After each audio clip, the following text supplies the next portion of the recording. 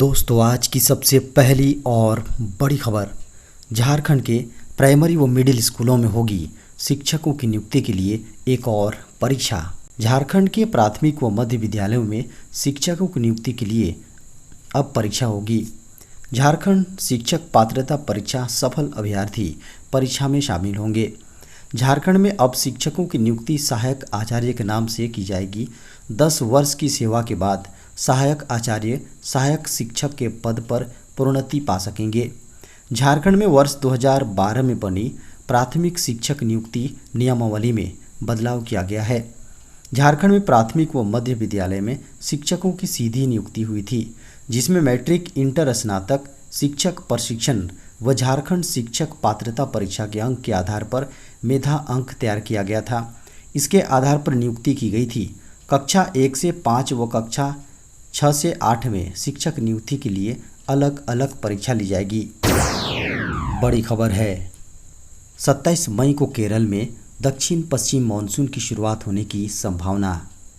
केरल में दक्षिण पश्चिम मानसून की शुरुआत 27 मई को होने की संभावना है, जो इसकी सामान्य तिथि 1 जून से लगभग 4 दिन पहले है।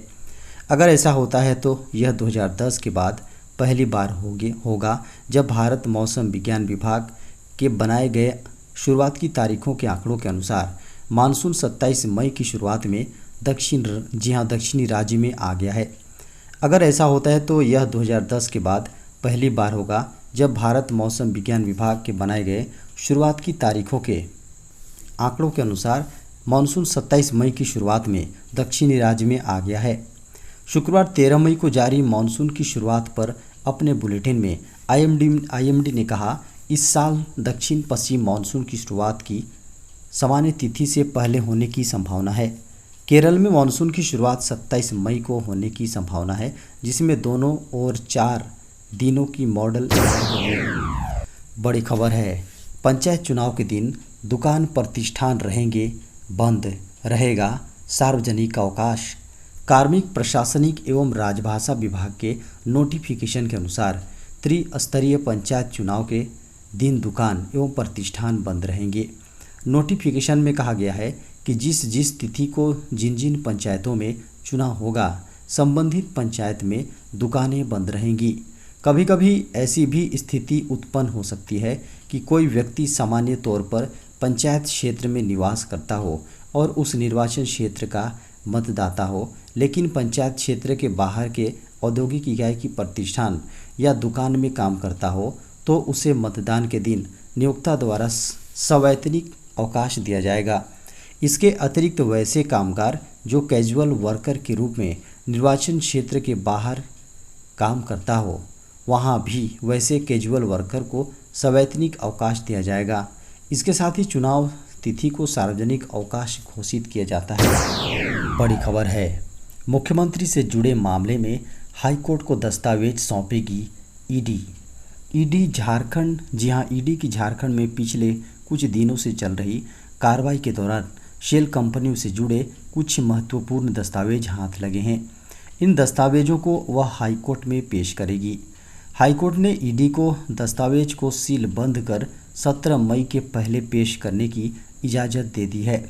शुक्रवार को सीएम हेमंत सोरेन, उनके भाई बसंत सोरेन और सीएम के करीबियों पर शेल कंपनी चलाने का आरोप लगाते हुए दायर जनहित याचिका पर सुनवाई के दौरान ईडी ने शेल कंपनियों से जुड़े दस्तावेज होने की जानकारी अदालत को दी। ईडी की ओर से पक्ष रख रहे वरीय अधिवक्ता ने अदालत को बताया कि झारखंड में ईडी की कार्रवाई चल रही है। इस दौरान उसे कुछ दस्तावेज हाथ लगे हैं। इन दस्तावेज को वे झारखंड हाईकोर्ट के समक्ष पेश करना चाहते हैं। अदालत को बताया गया कि ईडी किसी भी मामले में स्वयं प्राथमिकी दर्ज नहीं कर सकती है जब तक कि उन्हें सक्षम प्राधिकार से कोई आदेश न मिले। बड़ी खबर है, नीट पीजी 2022 की तिथि टालने से सुप्रीम कोर्ट का इनकार। सुप्रीम कोर्ट ने शुक्रवार को बड़ा फैसला सुनाते हुए NEET post graduate NEET PG 2022 के लिए राष्ट्रीय पात्रता सह प्रवेश परीक्षा को स्थगित करने से इनकार कर दिया। यह परीक्षा 21 मई को आयोजित की जानी है। डॉक्टरों के एक समूह द्वारा याचिका दायर की गई थी।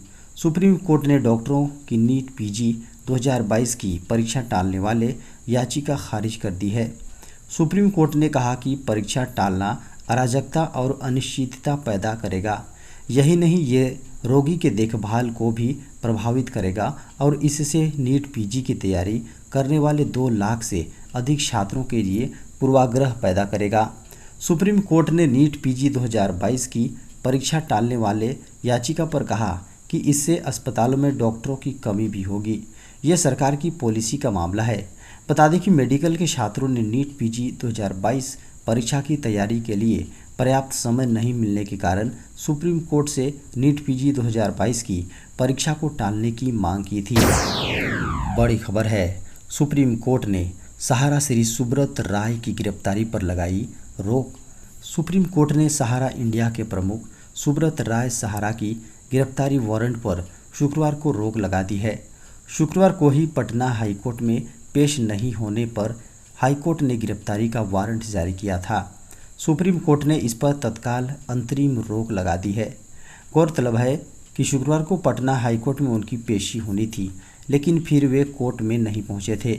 पटना हाईकोर्ट ने बिहार, उत्तर प्रदेश के डीजीपी और दिल्ली के कमिश्नर को सुब्रत राय को गिरफ्तार करने का आदेश दिया था, लेकिन अब जो ताज़ा खबर सामने आई है उसके अनुसार सुप्रीम कोर्ट ने सहारा इंडिया के प्रमुख सुब्रत राय सहारा की गिरफ्तारी वारंट पर रोक लगा दी है। केंद्र सरकार का बड़ा फैसला, विदेश जाने वाले 3 महीने बाद ले सकते हैं सतर्कता डोज। केंद्र सरकार ने शुक्रवार को कहा कि नौकरी, शिक्षा और कारोबार के मकसद से विदेश की यात्रा करने वाले लोग कोरोना रोधी वैक्सीन की दूसरी डोज लेने के 3 महीने बाद ही सतर्कता डोज ले सकते हैं। एक दिन पहले ही सरकार ने ऐसे लोगों के लिए सतर्कता डोज के लिए निर्धारित 9 महीने की प्रतीक्षा अवधि में ढील देने का ऐलान किया था। राज्यों व केंद्र शासित प्रदेशों को भेजे पत्र में केंद्र सरकार ने कहा कि इसके लिए कोविन पोर्टल पर आवश्यक प्रावधान कर दिया गया है। लोगों को वीज़ा जैसे दस्तावेज भी अपलोड करने की ज़रूरत नहीं होगी। स्वास्थ्य मंत्रालय ने अतिरिक्त सचिव मनोहर अगनानी ने कहा कि अंतर्राष्ट्रीय यात्रा करने वालों के लिए सतर्कता डोज की प्रतीक्षा अवधि कम करने की क्षेत्रों से मांग की जा रही थी। इसमें शिक्षा, रोजगार, खेल, कारोबार इत्यादि क्षेत्र शामिल हैं। अगनानी ने कहा कि राज्यों व केंद्र शासित प्रदेशों से इस बदलाव के बारे में अधिक से अधिक प्रचार करने का आग्रह किया गया है ताकि लोगों को इसके बारे में जानकारी मिल सके। साथ ही इस बदलाव को लागू करने के लिए आवश्यक उपाय भी करने को कहा गया है। झारखंड के सरकारी स्कूलों में 17 दिनों की मिलेगी गर्मी की छुट्टी। झारखंड के सरकारी विद्यालयों के बच्चे भी अब आराम से गर्मी की छुट्टियों का आनंद ले सकेंगे। झारखंड के सरकारी और गैर सरकारी सहायता प्राप्त अनुदानित विद्यालयों में 17 दिनों की गर्मी छुट्टी होगी। छुट्टी 17 मई से लेकर 4 जून तक होगी और स्कूल खुलने के बाद सेकेंड टर्म एग्ज़ाम 16 जून से शुरू होगी। इसका आदेश शिक्षा सचिव राजेश कुमार शर्मा ने 11 मई को जारी कर दिया है। गर्मी की छुट्टी को लेकर एक तरफ जहां कुछ बच्चे बेहद खुश नजर आए तो कुछ बच्चे उदास भी दिखे। हालांकि गर्मी छुट्टी को लेकर निजी स्कूलों में समय सीमा तय नहीं की गई है। सभी विद्यालयों में प्रबंधन और बच्चों की सुविधा को देखते हुए फैसला लिया जा रहा है। बड़ी खबर है, इलाज के लिए भारत आने वालों को 1 स्टेप पोर्टल से मिलेगी जानकारी। भारत में चिकित्सा पर्यटन को बढ़ावा देने के लिए केंद्र सरकार लगातार प्रयासरत है। इसी क्रम में केंद्रीय स्वास्थ्य मंत्री मनसुख मंडाविया ने गुरुवार को एक सुझाव दिया है। उन्होंने दुनिया भर में भारतीय दूतावासों में उन लोगों के लिए सुविधा केंद्र बनाने की बात कही है जो इलाज के लिए भारत आना चाहते हैं। उन्होंने ये भी कहा कि इन लोगों को 1 स्टेप पोर्टल से इलाज के बारे में सारी जानकारी मिलेगी। ब्रांड इंडिया का निर्माण को लेकर वरिष्ठ IFS अधिकारियों के साथ एक गोलमेज सम्मेलन को संबोधित करते हुए केंद्रीय स्वास्थ्य मंत्री ने कहा कि विदेशों से जो लोग इलाज के लिए भारत आना चाहते हैं उन लोगों की सुविधा और विश्वसनीय जानकारी प्रदान करने के लिए एक 1 स्टेप पोर्टल स्थापित किया जाएगा। मंडाविया ने आगे कहा कि भारत अपने उच्च स्वास्थ्य पारिस्थितिकी तंत्र और विश्व स्तरीय चिकित्सा सुविधाओं के साथ पूरी दुनिया के लिए एक आकर्षण बन गया है। केंद्रीय स्वास्थ्य मंत्री ने कहा कि आज दुनिया के विभिन्न देशों से लोग बड़ी संख्या में इलाज के लिए भारत आ रहे हैं। चिकित्सा पर्यटन को और बढ़ावा देने के उद्देश्य से भारत सरकार ने पीएम के नेतृत्व में हील इन इंडिया कार्यक्रम शुरू किया है। इसी तरह हमने हील इंडिया, जी हाँ, हील बाय इंडिया कार्यक्रम की शुरुआत की है। यह हमारे चिकित्सा कर्मचारियों को दुनिया भर में यात्रा करने और एक स्वास्थ्य वैश्विक समाज की दिशा में योगदान करने का अवसर प्रदान करेगा।